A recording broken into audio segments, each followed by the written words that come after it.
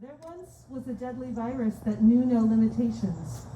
For 1,300 years, it traveled the world and took the lives of 3 out of every 10 persons it infected. Those who did not die from it were left with scars on their skin that looked like pockmarks, which may be one reason why it was called the pox. Today, the virus known as smallpox has been eradicated, at least according to a statement made by the World Health Organization in May of 1980. The eradication of this deadly virus is considered one of the most important achievements in public health. The story of how smallpox went from feared to defeated spans multiple centuries, but the achievement could not have happened without the voice and advocacy of not a medical doctor, not a virologist, or one of those experts we tend to turn to in times of medical crisis, but that of a woman. Her name was Mary Wortley Montagu, and she was born in 1689 to a wealthy aristocratic family in Great Britain. In addition to being a poet, writer, and wife of a diplomat, Mary was intimately familiar with smallpox. It started when her beloved brother died from smallpox in 1713.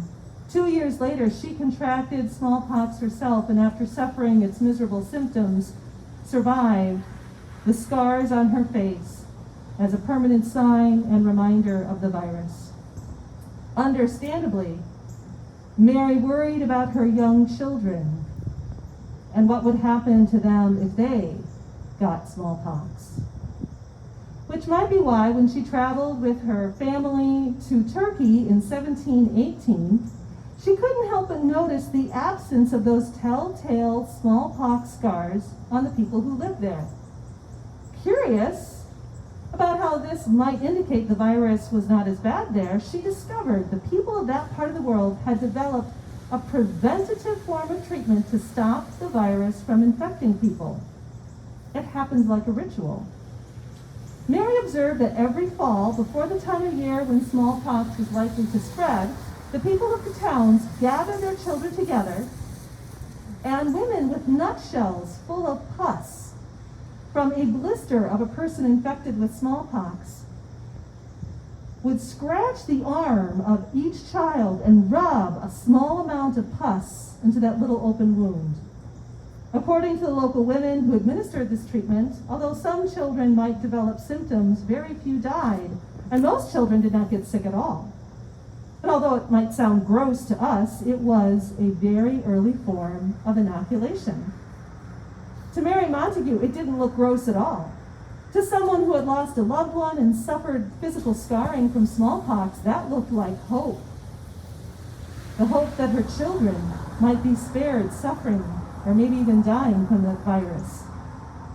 She told her husband and wrote her family and friends back home in Great Britain about what she had seen. But when no one responded, she decided to show them how much she trusted these local women and their preventative treatment by having it administered to her own son, who was almost 5 at the time, in a public event at the British Embassy in Turkey.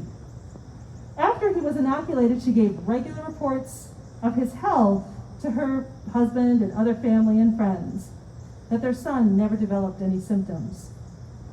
Despite this, her efforts were not acknowledged or supported. So when she returned to Great Britain, she had her then 5-year-old daughter inoculated in another public event in 1721. This happens to be the very first inoculation in Great Britain.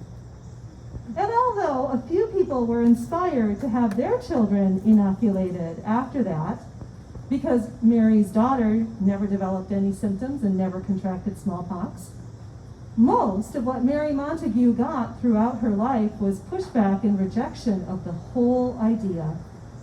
The reasons for this resistance were many.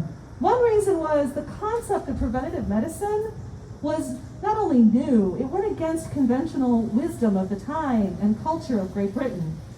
If a body, be it a human body or the body of the country, was healthy, then the idea was to preserve that health.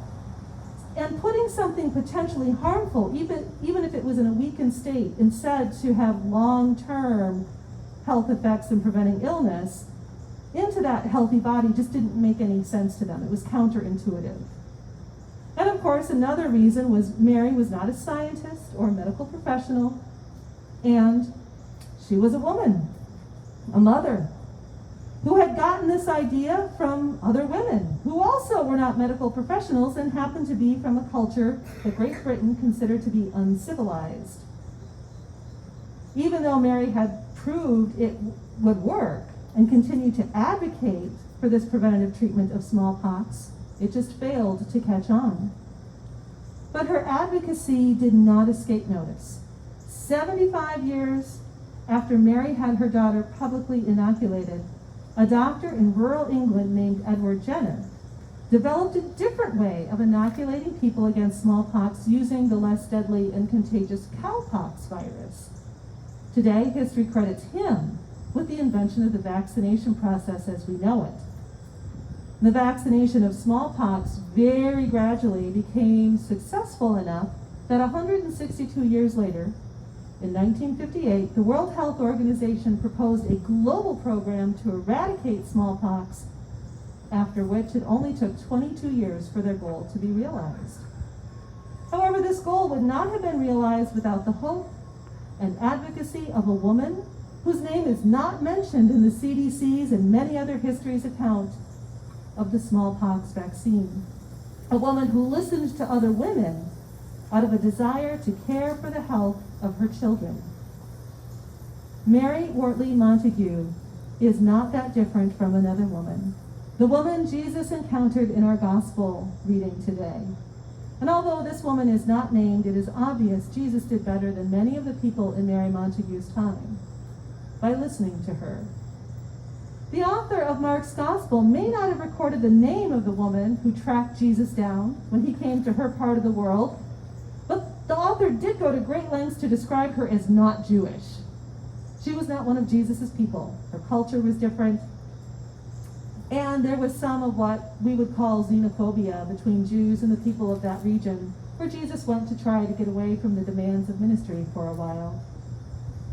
That is why most scholars and commentators are not shocked or surprised when Jesus not only refused the woman's respectful plea to heal her daughter, but did so with such obvious sexism and racism that makes this story hard to deal with. But that might be because we make assumptions about Jesus and try, like the disciples and others of his time, to make Jesus the leader we want him to be, instead of letting the author of the gospel show us something quite remarkable.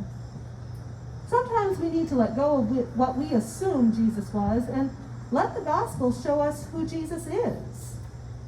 To see that, we have to do what so many were not willing to do to Mary Montague. We have to listen to a woman. At first glance, it's hard to understand why Jesus refused her request. She's not the first person in Mark's gospel to approach Jesus for help, nor is she the first woman. Remember the woman suffering from years of hemorrhaging, who just touched the fringe of Jesus' robe, who was healed. And then there was Jairus. Remember that man of prestige who knelt at Jesus' feet, just like the woman in today's gospel, who asked Jesus to heal his daughter. And Jesus had no problem saying yes to him. He even deviated from the direction he was traveling to go to Jairus' house. The unnamed foreign woman did not approach Jesus in public. She did so in the house, away from prying eyes. She addressed him as Lord. It looks like she did everything right. But like the culture of Mary Montague's time, there may have been something offensive about her request.